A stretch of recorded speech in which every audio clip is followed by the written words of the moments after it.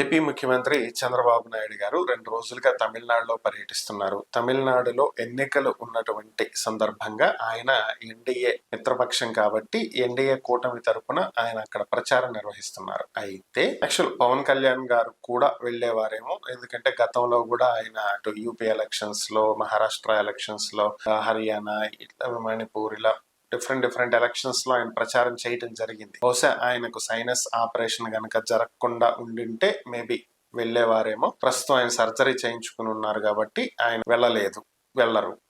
So ఇక చంద్రబాబు గారు అక్కడ ప్రచారం చేస్తున్నారు. ఓకే, దీంట్లో తప్పేముంది?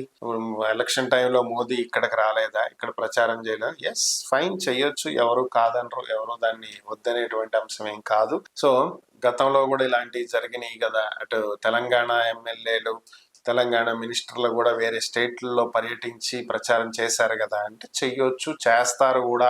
ఇది జరిగేదే. గతంలో కూడా చంద్రబాబు, లోకేష్ అదర్ స్టేట్స్కి వెళ్ళి ప్రచారం చేసినటువంటి సందర్భాలు ఉన్నాయి. అయితే ఇక్కడ ఒకటి ఏంటంటే నిన్న చంద్రబాబు గారు మాట్లాడినటువంటి మాటలు డిఎంకేకి వ్యతిరేకంగా మాట్లాడేటువంటి ప్రయత్నంలో, అన్నా డిఎంకేకి సపోర్ట్ గా మాట్లాడేటువంటి ప్రయత్నంలో కాంగ్రెస్ ని విభేదించినటువంటి డిఎంకే ఈ రోజు కాంగ్రెస్ తో కలిపి వెళ్ళటం ఏంటి అని చెప్పి ఆయన మాట్లాడటం జరిగింది. అదే సందర్భంలో ఇక్కడ 2018 తెలంగాణ ఎన్నికల్లో టీడీపీ కాంగ్రెస్ తో కలిసే వెళ్ళి, అసలు తెలుగుదేశం పార్టీ పుట్టిందే కాంగ్రెస్ కు వ్యతిరేకంగా. ఆ రోజు ఎమర్జెన్సీ టైంలో జరిగినటువంటి దారుణాలు, ప్రజలు పడుతున్నటువంటి కష్టాలు, ఏపీలో ముఖ్యమంత్రి ఎవరు అనేటువంటి అంశాన్ని సీల్డ్ కవర్ లో ఢిల్లీ నిర్ణయించేటువంటి పరిస్థితులు, ఫ్రీక్వెంట్ గా ముఖ్యమంత్రులు మారుస్తున్నటువంటి కాంగ్రెస్ చర్యలు, వీటన్నింటికి వ్యతిరేకంగా అప్పటి పరిస్థితుల్లో ఎన్టీ రామారావు గారు ఒక పార్టీ పెట్టాలి, తెలుగు ప్రజల ఆత్మగౌరవాన్ని నిలబెట్టాలి, కాంగ్రెస్ కి బుద్ధి చెప్పాలనేటువంటి ఉద్దేశంతో పార్టీ పెట్టి 9 నెలల్లో అధికారాన్ని సాధించి కాంగ్రెస్ కి ఓటమంటే ఏంటో చూపించారు. సో మరి అలాంటి కాంగ్రెస్ కి వ్యతిరేకంగా వచ్చినటువంటి తెలుగుదేశం పార్టీ కాంగ్రెస్ తో కలిసి వెళ్ళలేదా? వెళ్ళింది.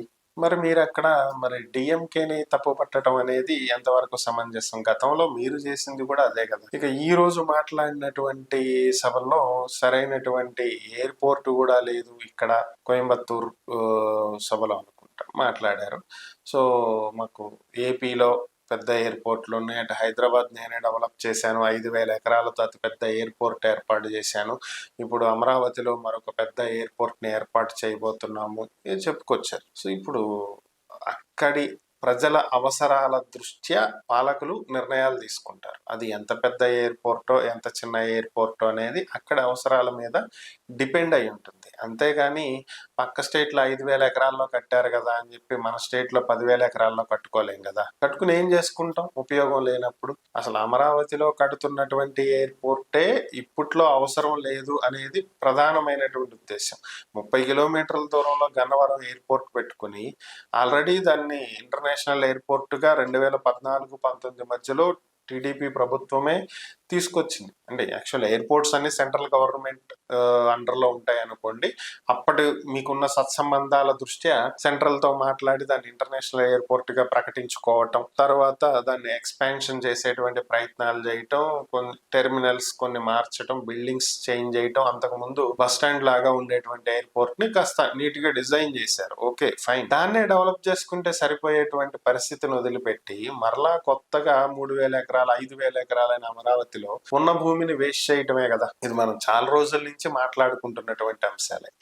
సో ఇక్కడ వర్కౌట్ అవ్వనటువంటి అంశాలను మీరు అక్కడ ప్రస్తావించడం అనేది ఉపయోగం లేదు. ఇంకా మరొక అంశం ఏంటంటే, మీరెళ్ళి చెప్పారనో లేకపోతే పవన్ కళ్యాణ్ గారు వెళ్ళి చెప్పారనో, మోదీ గారు చెప్పారనో తమిళనాడు ప్రజలు ఓట్లేయరు. ఎందుకంటే తమిళనాడు ప్రజలు ఏ విధంగా ఉంటారంటే, మీ మీద అభిమానం ఉండొచ్చు, మిమ్మల్ని గొప్పగా చూడొచ్చు, మీరు చెప్పేవి బాగా వినొచ్చు, కానీ ఓటు వేసేటువంటి అంశానికి వచ్చేటప్పటికి వాళ్ళ రాష్ట్రానికి ఏం కావాలి, వాళ్ళకేం కావాలి అనేది ఆలోచించే ఓటేస్తారు. ఎందుకంటే ఈరోజు మీరేమి అక్కడ పార్టీ పెట్టట్లేదు, మీరేమి అక్కడ ప్రచారం చేసి అక్కడ ఎన్నికల్లో నిలబడి గెలవట్లేదు, మీరు ప్రచారం చేస్తుంది వేరొక పార్టీ తరఫున.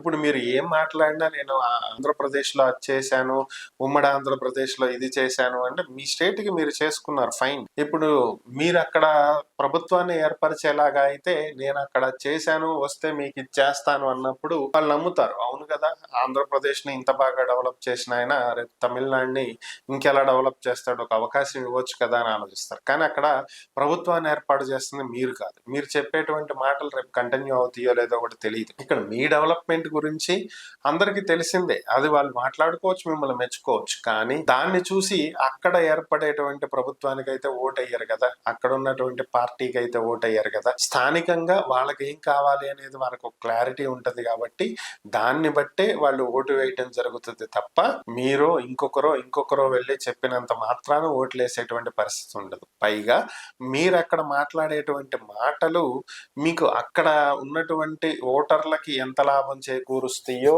ఐ మీన్ ఆ ఓటర్లను ప్రభావితం చేసి మీ ఎన్డీఏ మిత్రపక్షానికి ఎంత లాభం చేకూరుస్తాయో లేదో తెలియదు. కానీ దానివల్ల ఇక్కడ ఆంధ్రాలో మీరు ఎక్కువ నష్టపోయేటువంటి అవకాశం ఉంటుంది. ఎందుకంటే వాటిని ఇక్కడ ఉన్నటువంటి ప్రజలు గమనిస్తూ ఉంటారు కాబట్టి. మీరు చెప్పినట్టు కాంగ్రెస్ కి వ్యతిరేకంగా వెళ్లాల్సిన డిఎంకే కలిసి వెళ్తుందని, మరి ఇక్కడ మీరు చేసింది అదే కదా అని ప్రజలు అడిగేటువంటి పరిస్థితి ఉంటుంది. సో ఇదేంటి చంద్రబాబు గారు ఇలా మాట్లాడతాడు, ఇక్కడ ఆయన కలిసి వెళ్ళలేదా? లేనిపోయిన సమస్యలు మీరే కొని తెచ్చుకున్నట్టు అవుతుంది. లేనిపోయినటువంటి ఇబ్బందులు మీరే మీ స్టేట్ లో క్రియేట్ చేసుకుంటున్నారు. ఎక్కడో ఎవరికో మేలు చేయాలని వెళ్ళి మీకు మీరే నష్టం చేకూర్చుకుంటున్నటువంటి పరిస్థితి ఏర్పడుతుంది. దీన్ని ఒకసారి గమనించుకోవాలి.